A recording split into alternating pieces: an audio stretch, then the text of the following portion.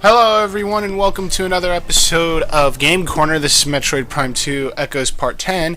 And in the previous episode we got the dark suit, very odd looking suit, and also we got the dark energy from the Dark Temple. And now we are on our merry way to put the new energy back inside of the temple.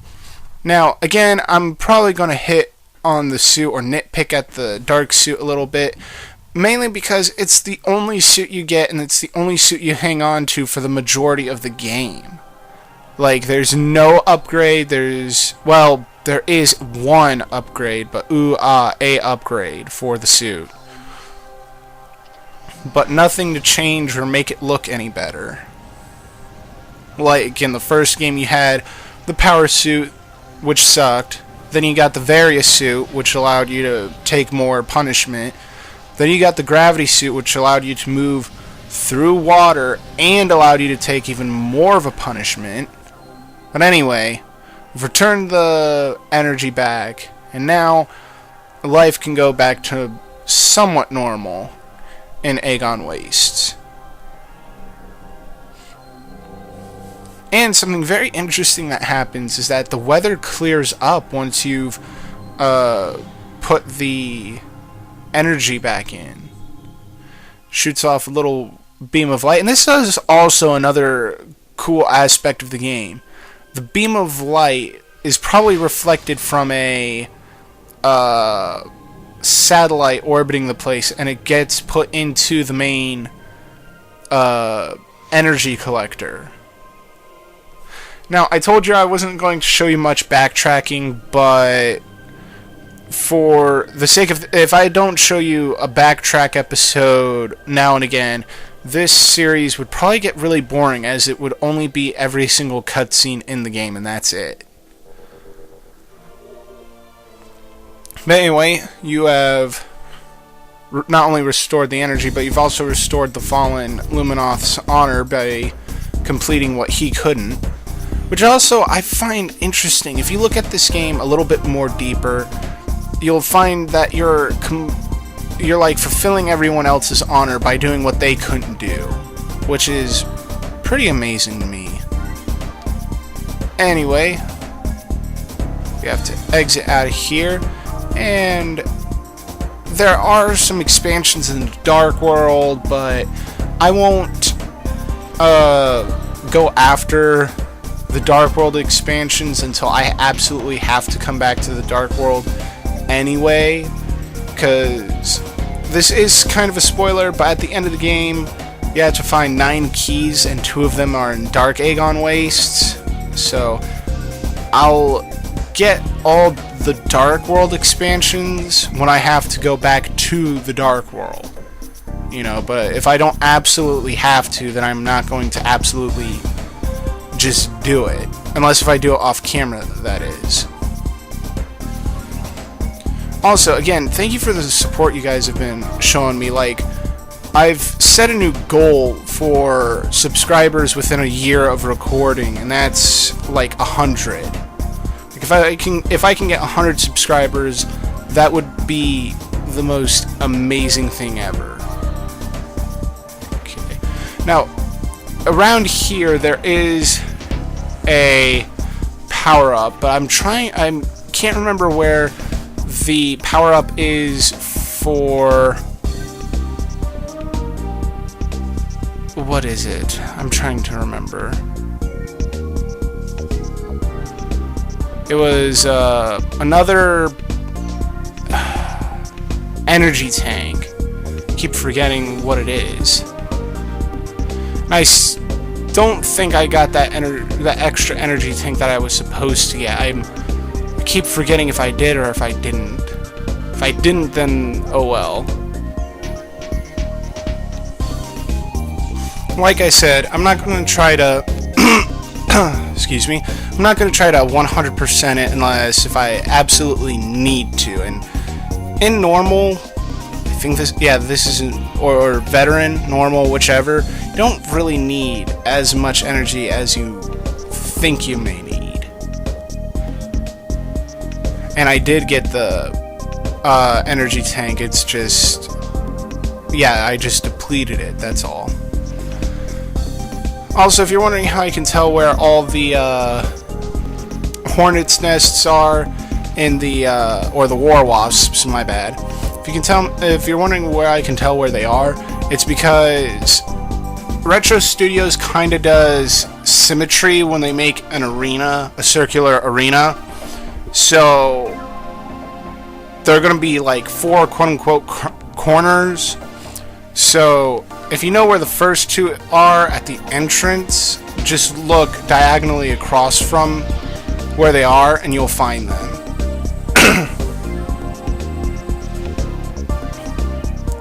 But I really hope you guys are enjoying my commentary, even though it's bland and not really tasteful. And, you know, this is just a learning experience for me right now. And so far, I think I've learned a lot in 1 month just by your guys' feedback than anything else. And that's why I value it so much. Like, every time a person just looks at this video and watches it all the way through, that is a win in my book for me, and I'm really glad. Also, this episode is going to end at the temple, or yeah, after the briefing with Yumos. I know this is a spoiler, but the next episode is going to pick up at Samus's gunship. The reason for that is because I didn't want to, like, show you the trek all the way to the Dark Temple, although I should, because there's a puzzle there and this is a Let's Play. So I decided to save at the gunship, not only to get max ammo and whatever, but also there's a boss fight that most people miss because they never really go back to the tutorial part of the game ever. So that's one reason why I saved there.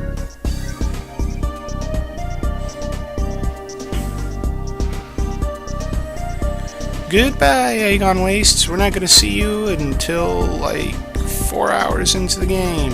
And I know 4 hours seems like a very long time for me to play and whatever, because most people compete the Metroid Prime games in like an hour or so, but I have yet to see like the world record for Metroid Prime 2 Echoes, but I know I'm nowhere near there. It takes me about 4 or 5 hours to beat the game. I do have like most of it committed to memory, but the thing is I forget the beginning of the game, if that makes any sense. I can go through Torvis Bog and Sanctuary Fortress, but after that it's like it's difficult to explain. I'm guessing the game gets so epic. I remember the the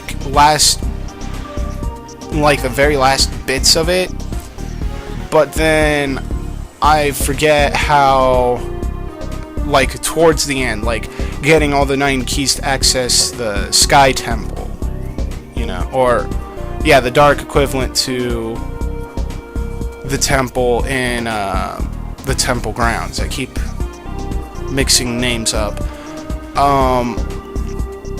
It's really interesting, though, how I forget things, but I can remember the more difficult parts. If anyone knows if there's like a real terminology like to explain it, please let me know. And yes, I do realize that there's an expansion in this room, the assembly site.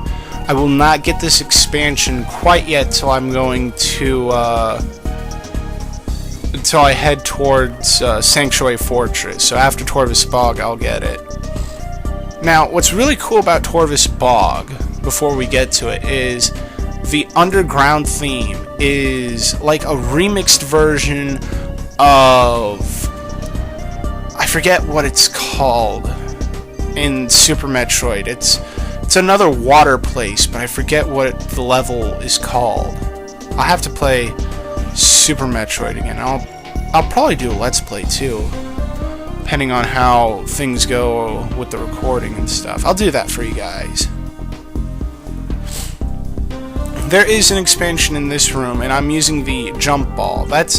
Or spring ball, whatever you want to call it. That's another thing that I like what they added in the trilogy version. You don't have to worry about mastering a double bomb jump when you can just time it perfectly. I know that takes the challenge out of it, but most people found it annoying, especially when it's required to do a triple bomb jump just to get one energy tank in Magmoor Caverns that keeps on killing me. But anyway, if you try to continue without the briefing, you'll find that there's a telepathic barrier on the door. No, for some reason it does not go into your logbook, which is really stupid if you ask me. You can't break through it whatsoever because Yumos is all that powerful. Next thing you'll know, he'll be walking on water and other stuff. Anyway, go up this slow elevator, and we shall get our new briefing from Yumos. Yay. I do love the theme, however. The music, whoever composed it, it was brilliant.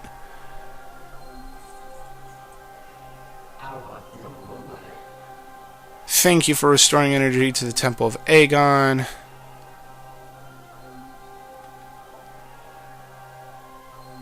Yeah, he's talking about the people in the room below.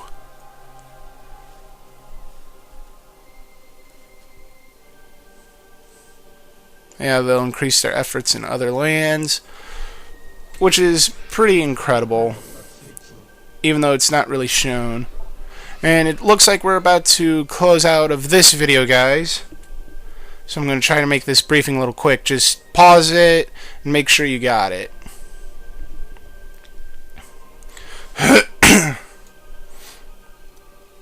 May the temple of, or the light of Aether serve you well. Alright, and that will be the end of this episode, guys. And always remember, if you liked this video, click that like button, comment, subscribe, and I will see you all in the next video. Take care.